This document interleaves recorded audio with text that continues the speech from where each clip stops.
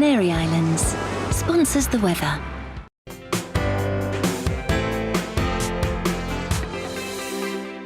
Hello there, I'm Eamon. And I'm Isabel. And you're watching the GB News digital stream across the United Kingdom. And around the world. If you're here in the UK, you can also watch us on your TV screen. GB News is Freeview Channel 236. On Sky, we're Channel 515. 626 on Virgin Media. Just remember, you might need to retune your TV to watch the channel. Yeah, and if you are doing that, find out more about retuning by going to gbnews.uk. Join my show Farage, 7 p.m. till 8 p.m. Monday through Thursday, and there you will get opinion, analysis, debate, and I'll cover stories that nobody else dares to touch. And then for the last 15 minutes, talking pints. We're over a drink. We have a civilized conversation with someone. We very often disagree, but we do it in a grown-up way. Come and join me on Farage.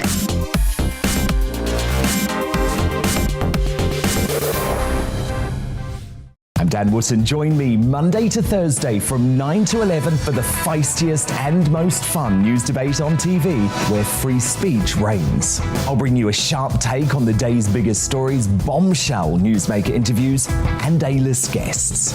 And I guarantee you, no spin, no bias, no censorship, and no reason to go to bed. That's Dan Wootton tonight, Monday to Thursdays from 9 on GB News. Hello there, I'm Eamon Holmes. And I'm Isabel Webster. And we hope you can join us for Breakfast with Eamon. And Isabel. You make me laugh out loud, belly laugh. Is that important first thing in the morning? Yeah, absolutely. And there's me trying to be deadly serious.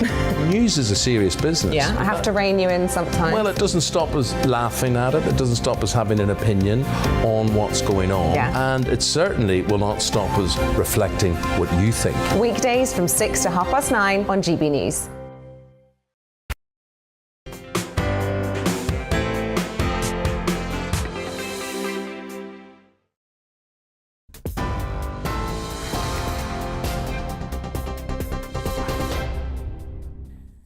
Hello, I'm Karen Roberts. This is your news at 9 o'clock. The Golden Girls actress and TV legend Betty White has died at the age of 99. Tributes are being paid to America's sweetheart, whose career spanned 8 decades. The award-winning actress, best known for starring as Rose in the 1980s sitcom, died just over 2 weeks shy of her 100th birthday. The comedienne, who was never afraid to mock herself, always attributed her longevity to good health, good fortune, and loving her work. The Health Secretary has warned hospital admissions are rising, particularly in the over 60s, as COVID infections surge. The UK has reported another record high of almost 190,000 daily cases, with 12,395 people being treated in hospital. The NHS says the coming weeks will be tough. Staff absences have nearly doubled in the last month because of the virus. The government's being urged to give them priority access to tests so that they can get back to work sooner. Britain has become one of the first countries in the world to approve the use of a Pfizer COVID-19 pill for at-risk adults. The UK's medicines regulator says Paxlovid is most effective when taken early, recommending it be used within 5 days of the first symptoms. It's for anyone aged over 18 with a mild to moderate infection who's at risk of developing severe symptoms. A 15-year-old boy has been arrested on suspicion of murder after a teenager was stabbed in South London. It was one of 2 fatal incidents which brought the number of teenage homicides in the capital this year to a record number of 30. A 16-year-old boy was killed in Eusleigh and a 15-year-old died in Croydon. London Mayor Sadiq Khan says he's devastated by the double tragedy. Hogmanay celebrations have been cancelled across Scotland because of the surge in COVID cases. London, however, will ring in the new year with a fireworks display, but people are being told to watch it on TV. A warning, we're about to show some flashing images. Here's how Hong Kong brought in 2022. 3, 2, 1, Happy New Year! Fireworks and light shows were on display at the Sky Tower in Auckland, in New Zealand, and of course at the Sydney Harbour Bridge in Australia. Well, that's your news update. I'll be back at the top of the next hour.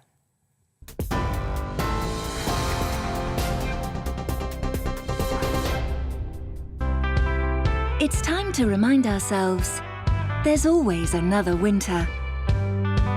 Canary Islands sponsors the weather. A very mild start to 2022. It's going to be a blustery day with gusty winds, but although there'll be some rain around, much of the day will be dry and bright. And as I said, very, very mild. Low pressure is sitting out to the west, and that's allowing these southerly winds to bring the mild air. A little chilly across northern Scotland at the moment, and it's not completely dry. There's a weather front here bringing some patchy rain and drizzle. A few showers maybe for Northern Ireland and Scotland, but the bulk of England and Wales dry as we usher in 2022, and wherever you are, it is mild, with temperatures actually climbing across northern Scotland through the early hours, and many places elsewhere staying in double figures or higher. So it's not a cold start, but it will be a largely dry start. There's a line of rain across western parts of England, Wales and Scotland. That'll work from west to east through the morning, but kind of fizzle out as it reaches the Midlands. Could pep up again, though, bringing a bit of rain to East Anglia and the southeast in the afternoon. Showers for Northern Ireland, western Scotland. Very windy here, and a blustery day elsewhere, but with some sunshine. Look at those temperatures again, widely into the teens. Through the course of the evening, that rain likely to stick around across the far southeast. A few showers elsewhere, and some heavier bursts of rain during the early hours of Sunday, crossing England and Wales. Still around on Sunday morning across the eastern parts of England. Still breezy on Sunday, although not quite as windy, at least initially. But then we've got to look at this little weather feature. A band of potentially very heavy rain and gusty, squally winds working across England and Wales during Sunday. I say that needs to be kept a close eye on because it could provide some very heavy rain. Brighter skies further north with a mixture of sunshine and showers, but it will be windy. Still mild on Sunday, but not as mild, and temperatures are dropping off as we go through the next few days. Northerly winds set in, so finally turning a bit colder from Tuesday. Canary Islands sponsors the weather.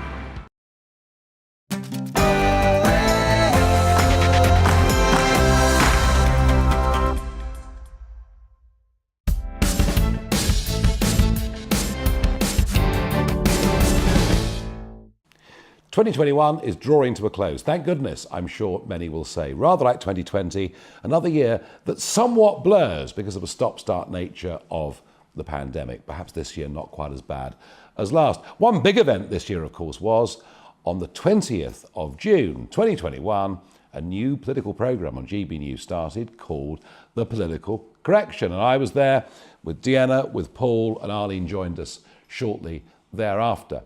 We're going to have a look back at 2021, about the big things that happened. What happened in politics in 2021? Was it a year in which we began to lose faith once again in our elected representatives? What a year for the royal family. I mean, the death of Prince Philip, Megxit, fully completed, much to discuss there. COVID, of course, dominated so much of our lives, and as the year ends, some quite dire predictions of where we could go over the course of the next few months. And for every house in the land, for the first time in 40 years, inflation is back and people are seeing it. The cost of living's rising, their taxes are about to go up, the economy suddenly got very real again. And of course on the world stage, Joe Biden, the 46th president of the USA, the Afghanistan debacle, and we end the year with 100,000 Russian troops lined up on the Ukrainian border. Arlene Foster, at the beginning of 2021, you were the First Minister of Northern Ireland, and you finished the year without that heavy responsibility. You're here with us at GBNews, which we're thrilled. I mean, when the year started in January, and you were talking about lockdowns in Northern Ireland, and you were laying down the law that people were going to be locked down until, I think it was at least March you were talking about being locked down until, wasn't it? Yeah, Nigel, it's been a year I'll not forget in a hurry. It's been, to quote Dickens, the best of times. It's been the worst of times, if I can say it in that fashion. Sometimes I use that phrase to describe mandatory coalition in Northern Ireland, actually. But, you know, I started the year as a First Minister. Very quickly in April, There was a heave against me. Instead of trying to stay and fight, I said, look, it's time to do something different. And that something different is here. And frankly, the change into having these sorts of discussions is a new challenge. I'm really enjoying it, but it just goes to show that you need to have more than just a political life. You need to have a bigger story to tell, and I'm really enjoying being here and being with you guys every Sunday. But was it, when the year started, you imagined you'd still be there? Oh, absolutely. I mean, nobody foresees that sort of end, but I mean, we all know that politics and political leadership always has to come to an end. Mine ended a little bit more quickly, I think, than a lot of people would have predicted, including myself. But you know what? It's fine. You have to take it and move on to the next thing, because you can either take it in one of two ways. You can either become very bitter and insular about the issue, or you can say, well, if that's what you want, that's fine. I'll move on and do something else. No, and things change. I mean, Diana, absolutely. In January of this year, you were a Boris Johnson loyalist. You're implying I'm not a Boris Johnson loyalist at the moment. It doesn't look Nigel. like it. I think there's a difference, isn't there, between rebelling on policy and kind of taking a stance Yeah. against the leader. I think the two things are very different and should be kept very distinct. But it's been a tough year. I mean, I don't envy the Prime Minister, the job he's had. Trying to govern COVID as one thing in and of itself is really difficult. He's been sort of trying to continue with the Brexit negotiations, which I know you would argue should have been completed before we left, but still, I think Absolutely. trying to get that deal over the line in time and get it over the line with kind of a new parliament was really important. Yeah, I don't envy the man at all. He's had a really rough ride, but it's not been easy for we backbenchers either. I think leadership's always tough. Yeah. But the big political change in January, I guess, wasn't here. It was in America. And it was the inauguration of Joe Biden. And there he was. America is back. We're rejoining the global community. It was Paul, what was that? Was that a return to the old ways of doing things? Does it mean that Trump was just an aberration? Or is Joe Biden the aberration? I think that the Democrats, and I think generally the left across the world and the liberal community across the world, do see Trump still as an aberration. They think that American voters took leave of their senses and they voted in someone who wasn't fit to govern, and now the normal order of things has been restored. Now, I mean, I have no time for Trump as a person particularly. I'm not his greatest fan by any stretch. Oh, he's a great guy, great guy. Well, I knew you would say that, of course. You got an exclusive interview with him. You've got to butter him up, naturally. But the truth was, he did speak for millions of people in Left Behind America. He spoke for working class Americans. Whether or not his policies would benefit them in the long run, they saw him as speaking for their interests, provincial America. And I think the danger really for the Democrats is that they think that, it's just now normal service again, and that the election of Biden will naturally heal the wounds. I don't think it has healed the wounds. I think the divisions that existed under Trump are still there. I think the left behind communities of America who have been affected by globalization in a big way and who look to Trump as some sort of savior still feel the way they did.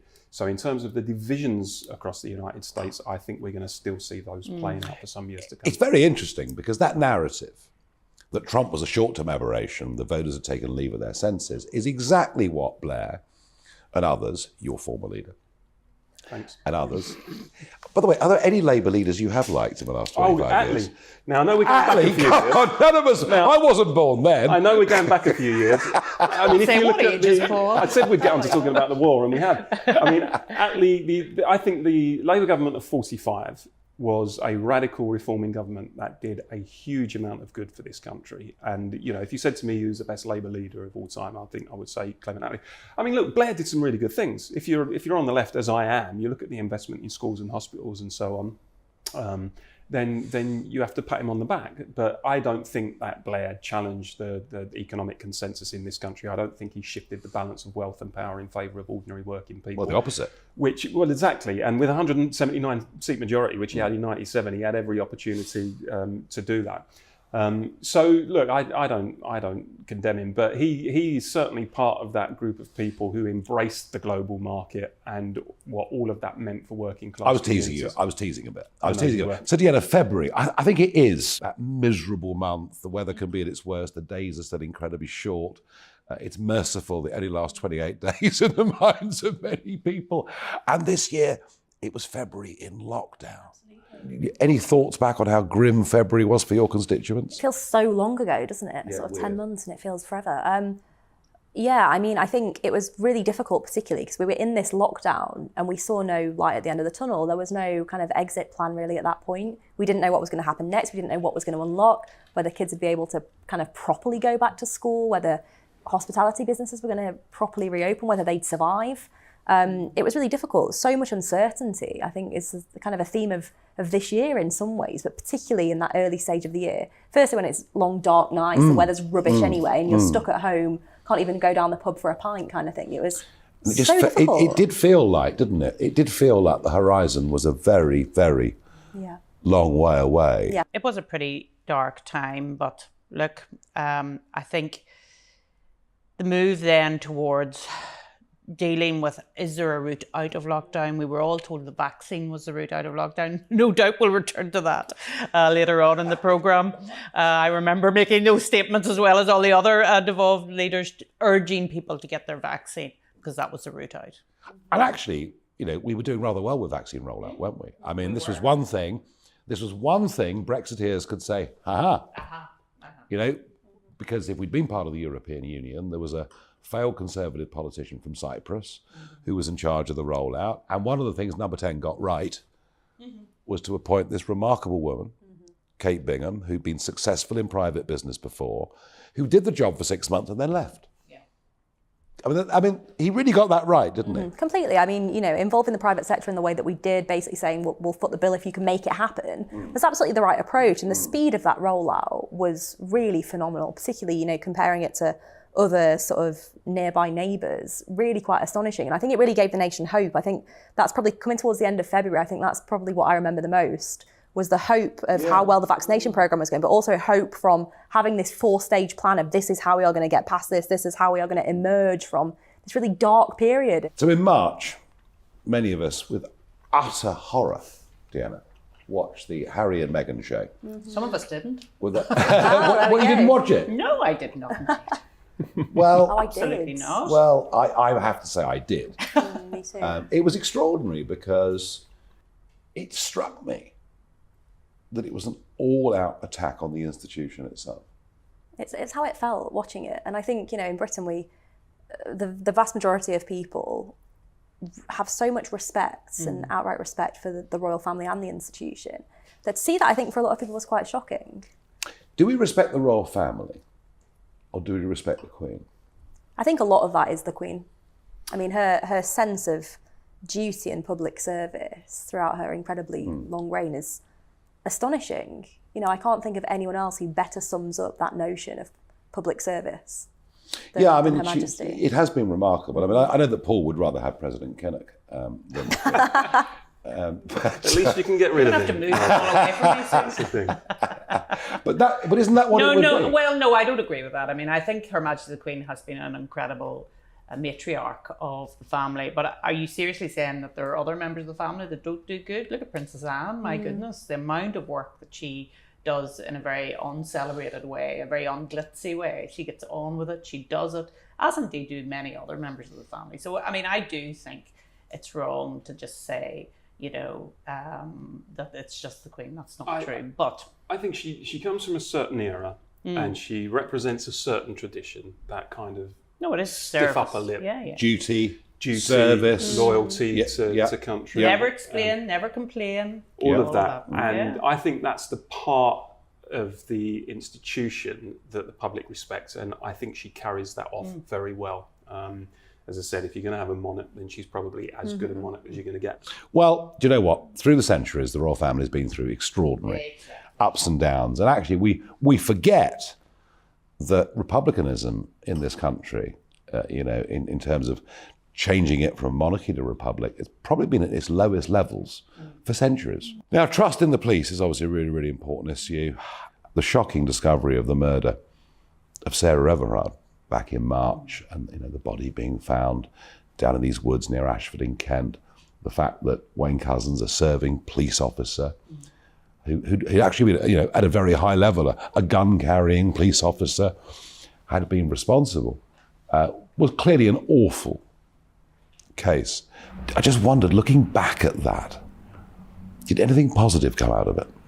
I think one of the positive things, if you can see it as such, was how it gave so many other predominantly young women the confidence to actually come out and speak about their own experiences, to help shed some light on how big an issue kind of sexual violence against women is. Because a lot of people keep it quiet. They're ashamed to speak up. They think that they might be kind of victim shamed or whatever it might be for actually speaking out about their own experiences. But so many people found the bravery to do that, which has led to actually some big changes in government, more money going to local councils to tackle this stuff, the development of a new app so women can pinpoint areas where they don't feel safe, so resource can go into those areas, and a much wider recognition of how big an issue this is. You know, I had male friends of mine say to me, I had no idea you had to go through that so regularly. It was a very difficult situation because, of course, the circumstances of the murder was just so evil. I mean, the man stopped her, arrested her, and then abducted her. And I mean, obviously, when you and I were growing up, Nigel, the police were figures of authority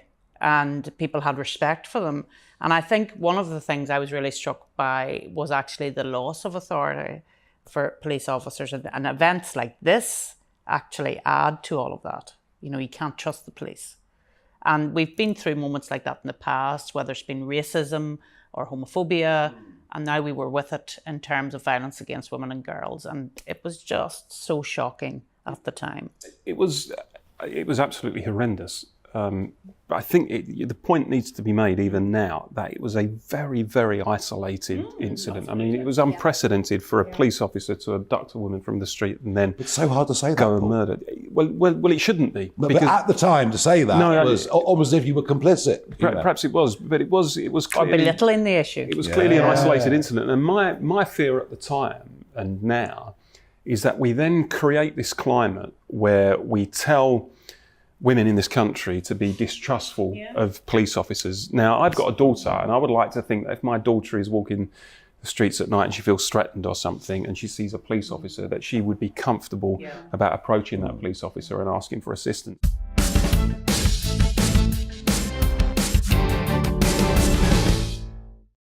Hello there, I'm Eamon. And I'm Isabel. And you're watching the GB News digital stream across the United Kingdom. And around the world. If you're here in the UK, you can also watch us on your TV screen. GB News is Freeview Channel 236. On Sky, we're channel 515. 626 on Virgin Media. Just remember, you might need to retune your TV to watch the channel. Yeah, and if you are doing that, find out more about retuning by going to gbnews.uk. Join my show Farage, 7 p.m. till 8 p.m. Monday through Thursday. And there you will get opinion, analysis, debate, and I'll cover stories that nobody else dares to touch. And then for the last 15 minutes, talking pints. We're over a drink. We have a civilized conversation with someone. We very often disagree, but we do it in a grown-up way. Come and join me on Farage.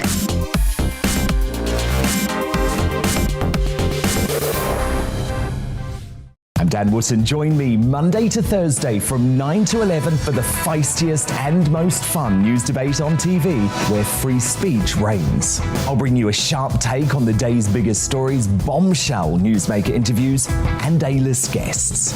And I guarantee you, no spin, no bias, no censorship, and no reason to go to bed.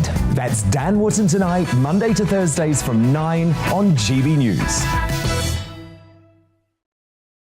Hello there, I'm Eamon Holmes. And I'm Isabel Webster. And we hope you can join us for Breakfast with Eamon. And Isabel. You make me laugh out loud, belly laugh. Is that important first thing in the morning? Yeah, absolutely. And there's me trying to be deadly serious.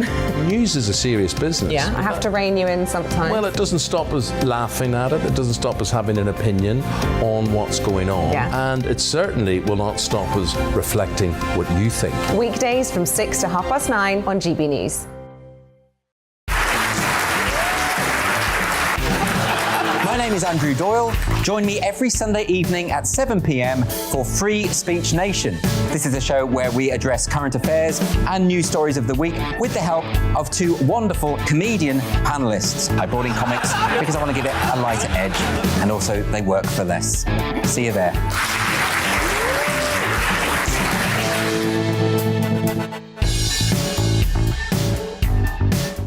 Join me, Mark White, here on GB News. For more than 2 decades, I've been at the sharp end of reporting crime and security at home and abroad.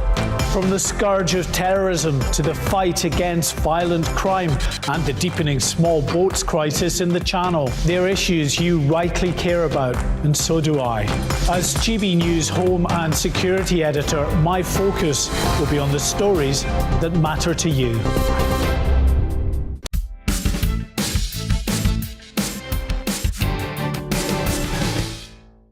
And then we got to April, and I think the first kind of major thing to happen in April was the very tragic death of Prince Philip. Yeah. Which, you know, we knew he was of age, we knew he was unwell, but still I think it came as a huge shock to the nation, didn't it? I deserted the country by then. I'd had enough. I couldn't see lockdown ever ending. And I left in early April. I had to do a 2-week quarantine in the Caribbean.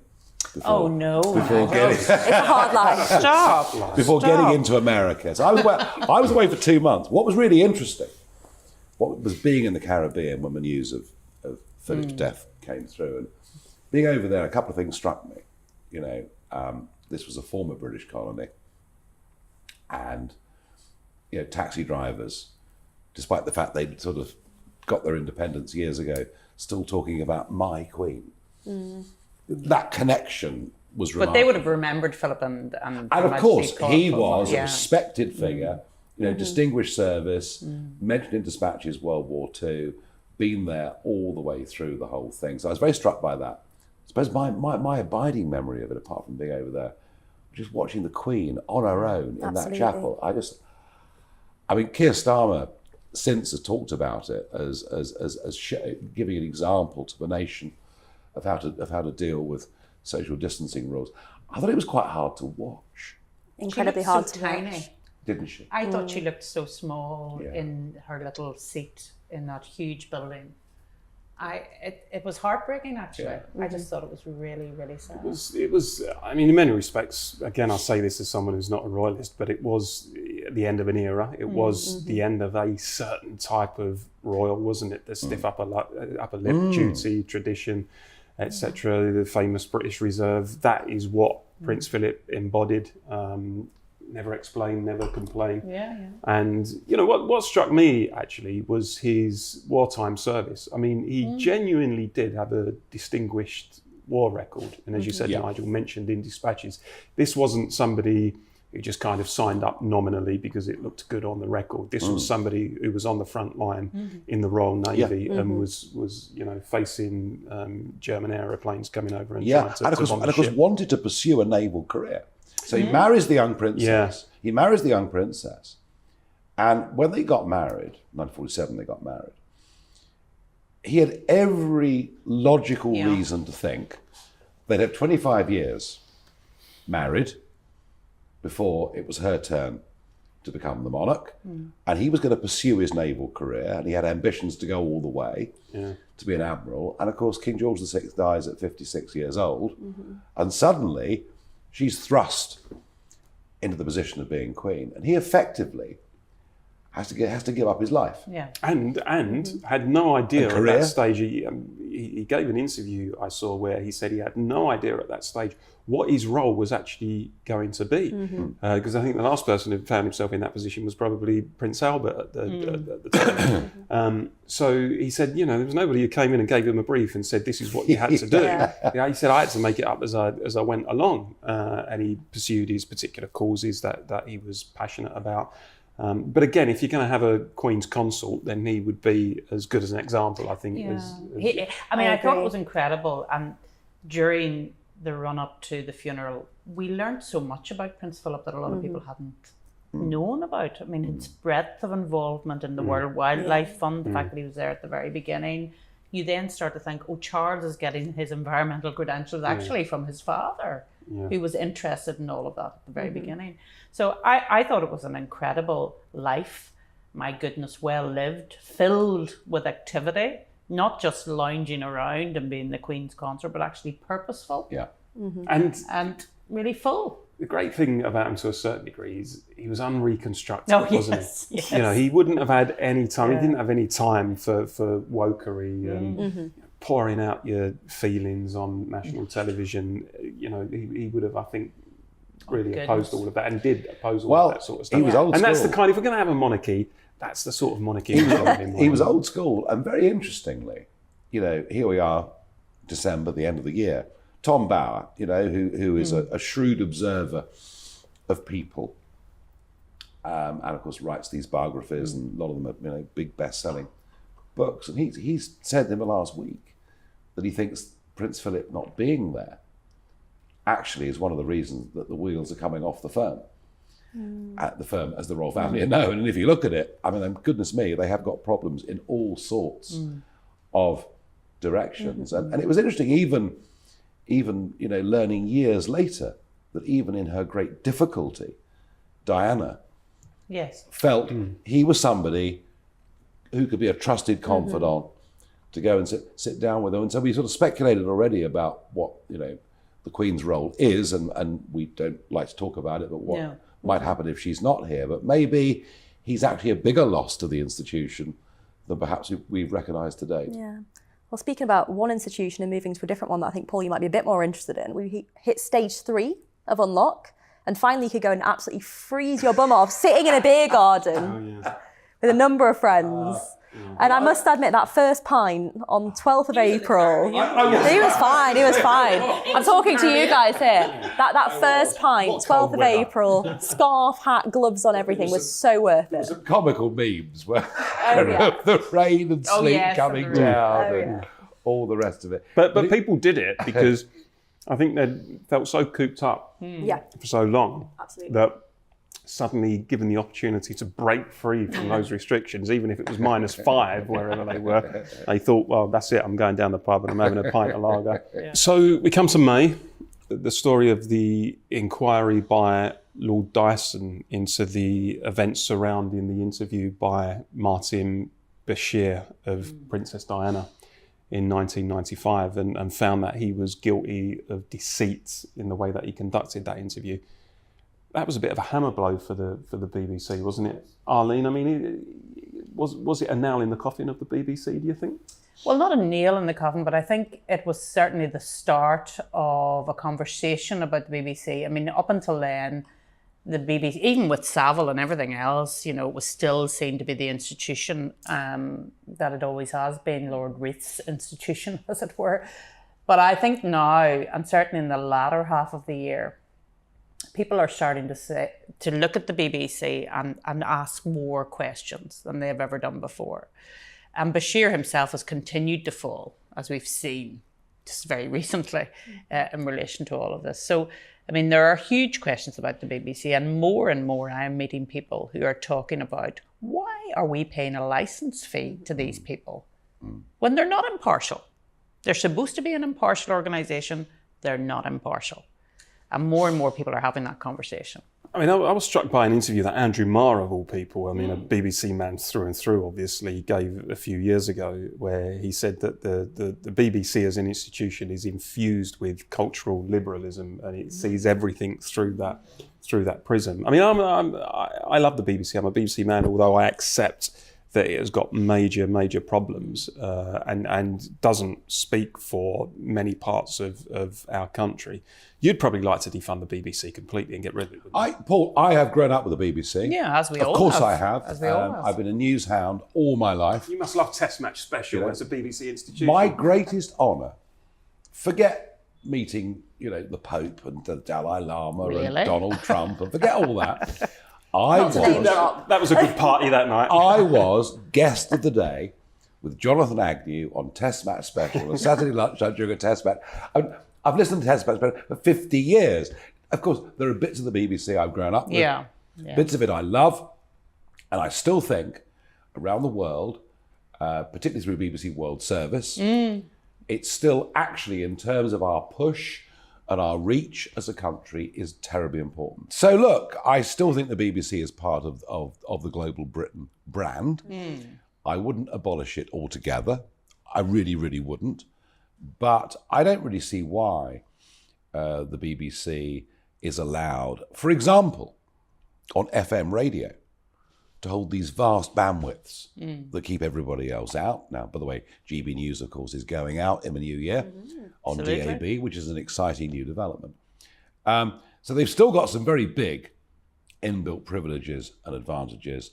I personally think the BBC licence fee should either be abolished completely or reduced down to a minimal 35 pounds a year. So Arlene, June 2021, a very dramatic moment in your life. Well, obviously in April I had declared my intention to resign as First Minister because there'd been a push against me within the Democratic Unionist Party. So on the 14th of June, I stepped down as First Minister of Northern Ireland. I mean, it had been a huge privilege and pleasure to be the First Minister of Northern Ireland. Obviously for me, coming from Northern Ireland, a Northern Ireland girl, it had been wonderful. But it came to an end on the 14th of June in 2021. How did it feel waking up on the 15th of June? Oh my goodness, I hadn't thought about that before, Nigel.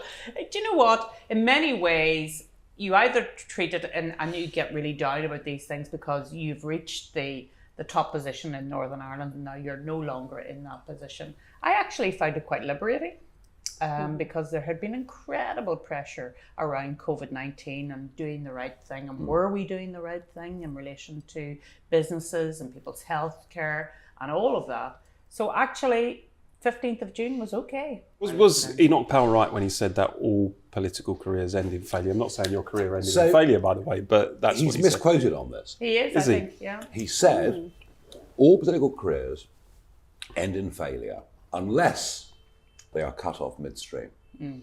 I'm convinced. You were cut off midstream, clearly, weren't you, Arnie? I'm convinced that Tony Blair had that in his mind when he got out. Yeah. Because Blair got out. If you think about it, within a year, the financial crash happened. You know, Blair got out at the top. So that was the point that he made. If you keep going in politics forever, in the end, it's going to be very tough and very, very difficult. Yeah, and I mean, all political careers and all political leadership times come to an end. I mean, that's the reality of the situation. And I think if you're in a situation of political leadership, you know that it's for a limited period of time. Yeah. You know it's not going to go on forever. And therefore, you do your best when you're in the position. And then when you're not in the position, you move on, you do something different. It's a bit like football managers, isn't it? Very rarely do they leave the job to the applause of fans and They hardly people ever do. cheering them to the rafters. They usually It's go. all in retrospective. Of course, they usually go because people have had enough of them, to be honest, and they've edged them out. Well, there was, of course, another departure in June, wasn't there? Well, it was, but June was slightly more dramatic departure. June Do you was think it was more dramatic than me? It's a lot more visible. I mean, it's Matt Hancock month, isn't it? Yeah. Because we kicked the month off with the announcement that there were 0 COVID deaths. That's wow. correct. Hooray. It was And it's all incredible. looking good. And we know that the easing, Freedom Day is coming. Yep. And it takes longer to come than we want. Yeah, we got a bit of a delay, but still, But it we was know coming. it's coming. Yep. And then, of course, it finishes up with Hancock the Snogger. And all the rest of it. Cautious snogging. Yeah, that video, it haunts me. It Not- haunts me to this Not much Not as much as it haunts him. Yeah. I think the thing about the video, I have no interest in Matt Hancock's personal life at all. But again, as we've discussed on the show many times, it's the hypocrisy thing. Yeah.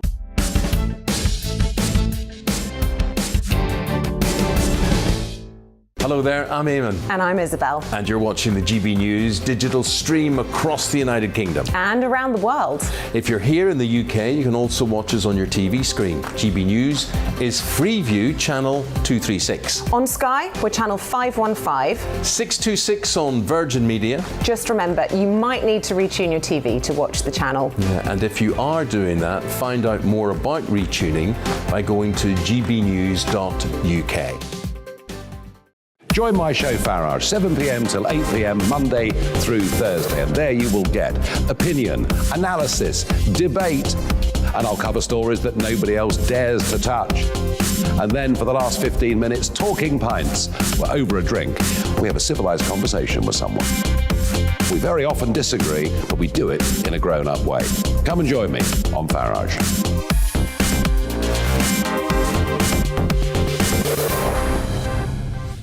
I'm Dan Wootton. Join me Monday to Thursday from 9 to 11 for the feistiest and most fun news debate on TV, where free speech reigns. I'll bring you a sharp take on the day's biggest stories, bombshell newsmaker interviews, and A-list guests. And I guarantee you, no spin, no bias, no censorship, and no reason to go to bed. That's Dan Wootton Tonight, Monday to Thursdays from 9 on GB News.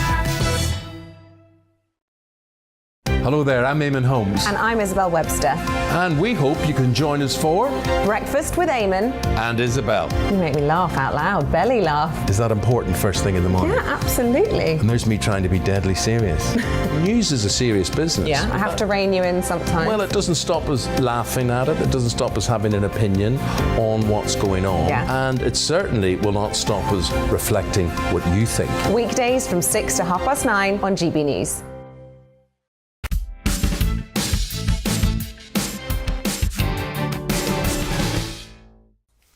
So normally on the 11th of July, guys, I'm busy preparing for the 12th, but this year my sister was home from England and the TV was on. It must have been a devastating 11th of July, Paul. Well, it was. It was the Euro 2020, which obviously was delayed for a year, and we'd waited so long since 1966, of course, for England to win a major football competition. And when the England team is doing well, it does manage to unite the nation almost in a way that nothing else ever can, really. Freedom Day came on the 19th then, Deanna, It did. in terms of COVID. But seeing the pure look of joy on people's faces, I was still quite cautious. I was still lateral flow testing like 3-4 times a week at that point, just to be safe. And so I knew that if the test was to be believed, didn't have any signs of COVID. It was just amazing. It really felt like normality. So high summer comes, August, and for the first time really in 2021, international affairs impinge upon us. The 46th President of the USA, Joe Biden, known by some as Sleepy Joe, decides he is unilaterally going to withdraw the remaining 3,000 troops from Afghanistan. Now, for lots of us, we were thinking, why the hell have we been there for 20 years? Yeah. Although what I did learn was that actually since 2014, the Americans and the Brits had been providing backup support. The fighting was being done by the Afghan army itself. Anyway, Biden decides they're out, does it with no consultation with us whatsoever. No consultation with NATO. It leaves the British government in a bind. We kind of have no option but to get out as well. And here we are, several months down the road.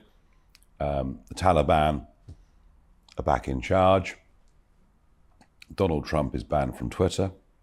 The Taliban leadership is still active on Twitter. The broader question, I guess, is the whole kind of principle, the policy of interventionism, liberal interventionism in other countries. Does it work? Can we bomb countries into democracy? Can we, by military force, turn countries into the type of countries that we want to see and we want to live with? Or are we better off just saying, look, we probably are just better off out of this? I mean, the devastating thing, I think, for particularly women and girls in Afghanistan is that they were given a view of what could be. Yes. And they started to go into education, they started to appear on television. We have a number of females who are elected as parliamentarians. They're all in hiding now. Most of them are out of the country, living in exile in Greece and places like that. I think there's only a very small number of them still in Afghanistan, but in hiding. Let's be clear about that. So it's almost as if they're shown what it could be, and then it's taken away from them. So we move on to September, and we learn that the government is going to raise national insurance by 1.25% to pay for social care reforms. Pretty controversial, Deanna, wasn't it? It was. On the one hand, actually tackling social care was a really big deal. Because this is something where the can's been kicked down the road for so long by so many successive governments to actually try and grasp and tackle this issue where we do have an ageing population and the cost of social care needs addressing.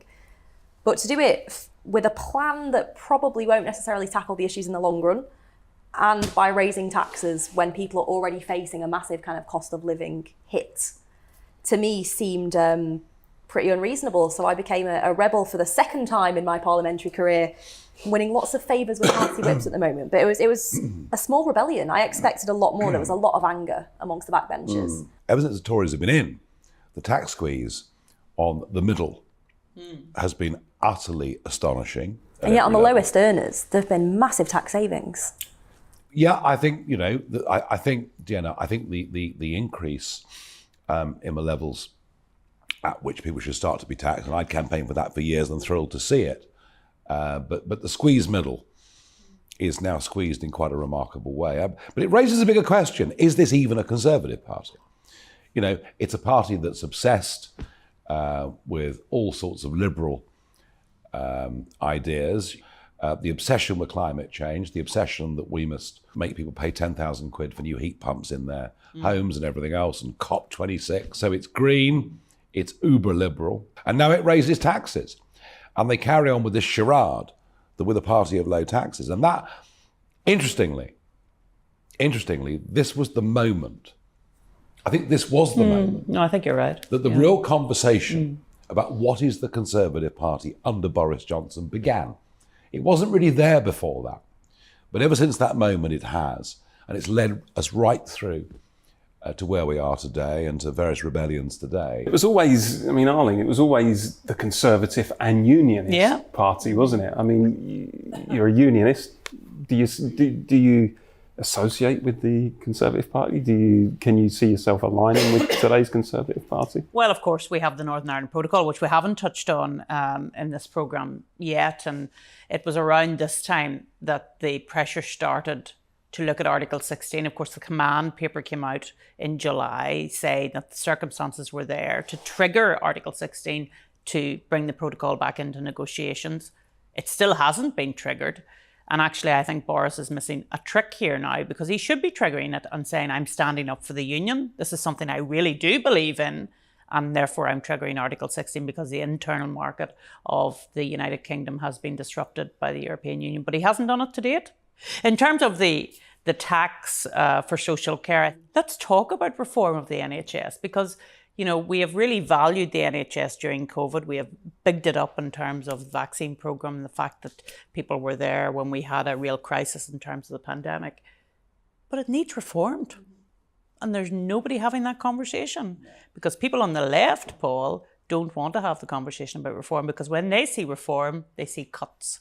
And that's why they don't want privatisation. I think that's the problem. As a Conservative, whenever you start speaking about wide-scale reform of the NHS, many on the left do instantly jump down your throat and say, you just want to privatise. And it's like, well, no, there may be a place for the private sector in the NHS, but we need to be able to have this debate to figure out what matters most and how we're going to get the best outcomes for patients. The other thing that happened that quite shocked us, I think, and it took a couple of days for it to really come out, was Remembrance Sunday. The maternity unit in Liverpool, the bomber, exactly the role of the taxi driver, what happened, was the target the maternity unit, was the target the cenotaph service down the road? We still don't know. Well, I remember speaking to you from Enniskillen that day, of course, Nigel, and I asked to be in Enniskillen that day because I always like to be there, given the significance of what happened there 34 years ago. And I could not believe that something like that was happening in Liverpool. It was a real shock. It was.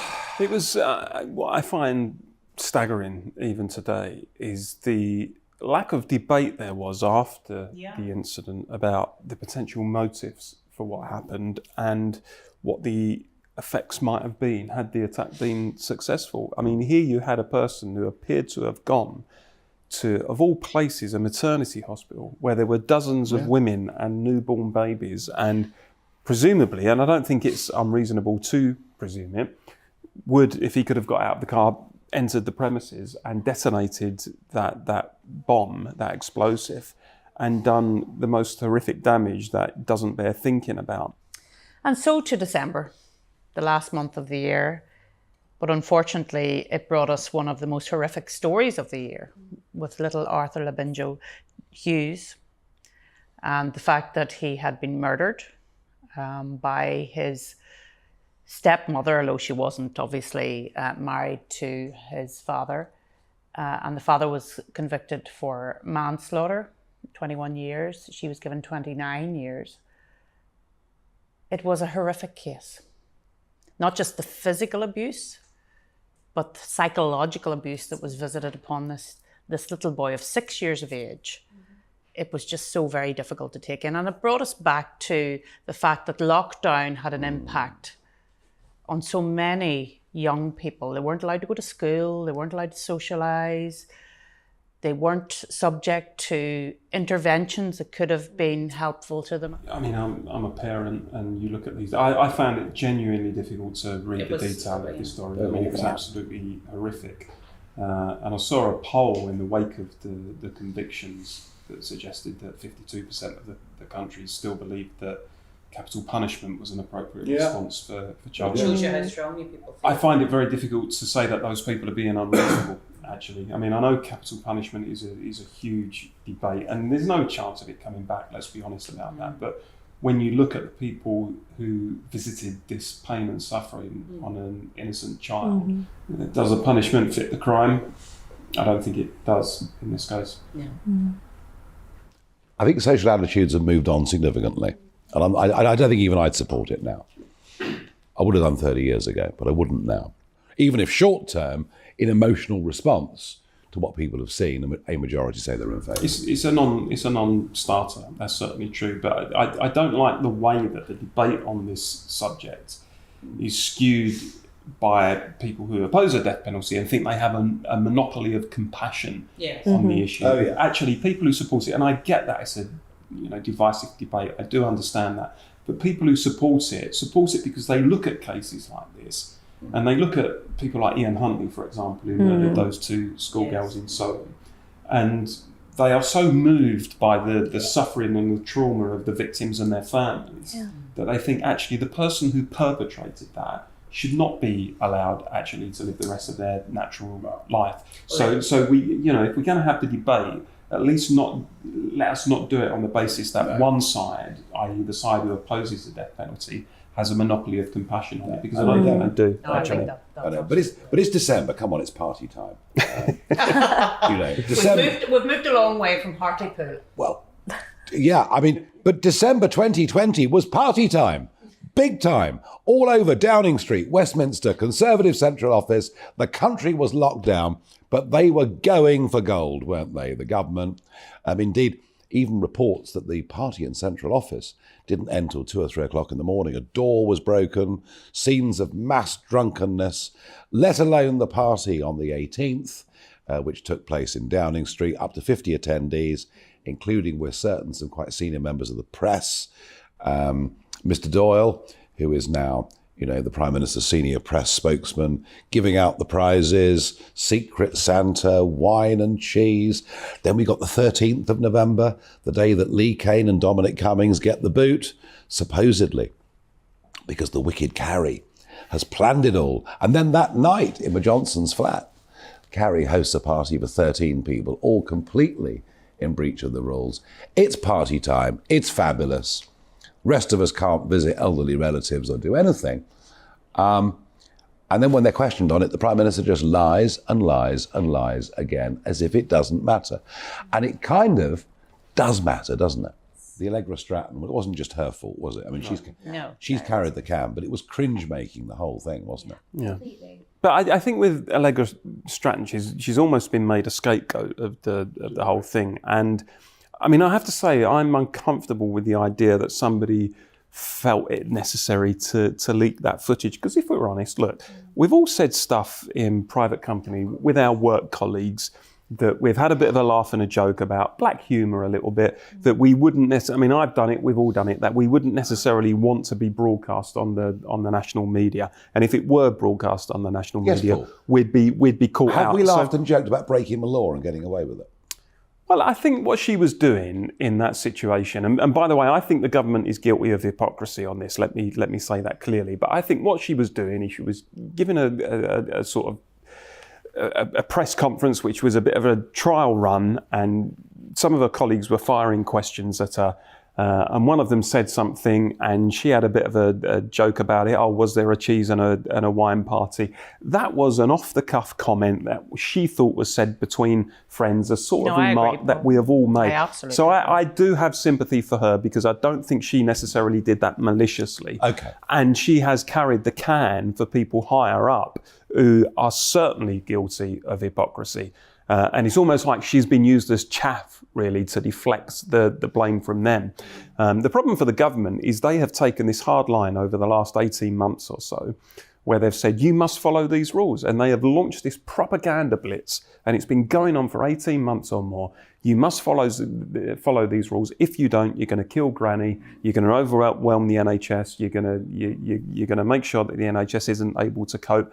And then if they are found breaching the same rules that they are drilling into other people they must abide by, what excuse have they got? How can they complain when people then highlight their hypocrisy? That's exactly where we are, I think, with this. How much trouble is the government in? Well, it depends whether his colleagues, and it's his colleagues that are important. Labour can shout, the media can say whatever they want, but it's Boris's colleagues that are key in all of this. So if his colleagues decide that he's still an electoral asset to them, as he was in 2019, and we've talked about the election, then he'll remain. If they decide he's more of a liability, then things will change. I think actually it's in the balance at this moment in time, and I think Boris will want to get a grip on Downing Street and move the story on to something else. If he can do that, then he'll survive. This time next year, Arlene, will Boris Johnson still be Prime Minister? I think it's in the balance, and I know we're in the realms of predictions now. It just depends over the next couple of weeks whether he can get a real grip. Probably not. Probably not. Deanna? The bigger you are compromised by this. Not to deflect like politicians do, but the bigger question for me, Nigel, is are we going to see a Nigel Farage comeback? Oh, God. You see, I mean, it's genius, isn't it? I'm just Joe Public. I'm just Joe Public sitting here quietly, and quietly. You're never quietly anywhere. I have to say, I think that the Conservative Party is in dire trouble. I think it's gone so far away. Here's the tragedy. Brexit, to me, Brexit was the first step of modernising British politics, of revolutionising things, of bringing the country in terms of how we're run into the 21st century. And what I see is a Conservative Party who conveniently picked it up because it suited and has decided that the old Etonian set could just go on running the country corruptly the way they have for decades. I think that's a massively unfair representation of the Conservative No, Party. it's worse than that, I agree with you. No, absolutely not. And I think when the PPE contracts come out and when we learn where all the money went, the 40 billion on test and trace, I hope a lot of people go to prison, frankly, for wasting billions of pounds of our money. It's the old guard, still running it. It's utterly unreformed. The bright hope is the 2019 intake. It's people like you that have come into politics. And I've met lots and lots of your colleagues. Some incredible people. And you've got some great people, some real people came into politics in these red wall seats in 2019. And that gives me some hope. But the old guard's still in charge. So am I going to come back and give them all a good kicking again and teach them a lesson? Well, I got rid of the last Prime Minister. I hope I get rid of the Prime Minister before that. We'll have to see. Never say never. I did do it all once before. And that's a threat if ever there was one.